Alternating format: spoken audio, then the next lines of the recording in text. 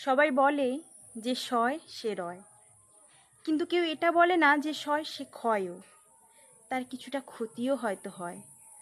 সবাই আপনার ধৈর্যের বাহবা দেবে, সহ্যের কদর করবে, মানিয়ে নেওয়ার জ্ঞান দেবে, নিজেদের সহ্য সীমার গল্পও শোনাবে, কিন্তু ভেতরে ভেতরে শেষ হয়ে যাওয়া আপনাটাকে কেউ আবিষ্কারও করবে না।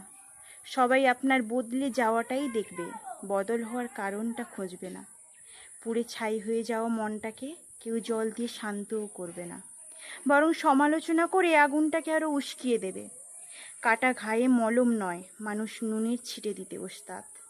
আবার আপনার সহনশীলতা অন্যদের কাছে এমন একটা অভ্যাসে দাঁড়িয়ে যাবে যে আপনি একটা দিন অসহ্য হয়ে প্রতিবাদ করলে ভালো থেকে মুহূর্তে খারাপ হয়ে যাবেন।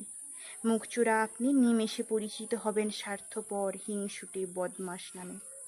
আসলে আপনার মুখ বুজে সইতে থাকাটা সবার কাছে স্বাভাবিক হয়ে যায়। তখন আপনি গলা ফাটিয়ে আপনার সঙ্গে হওয়া অন্যায়ের কথা চিৎকার করে বললেও তারা শুনবে না।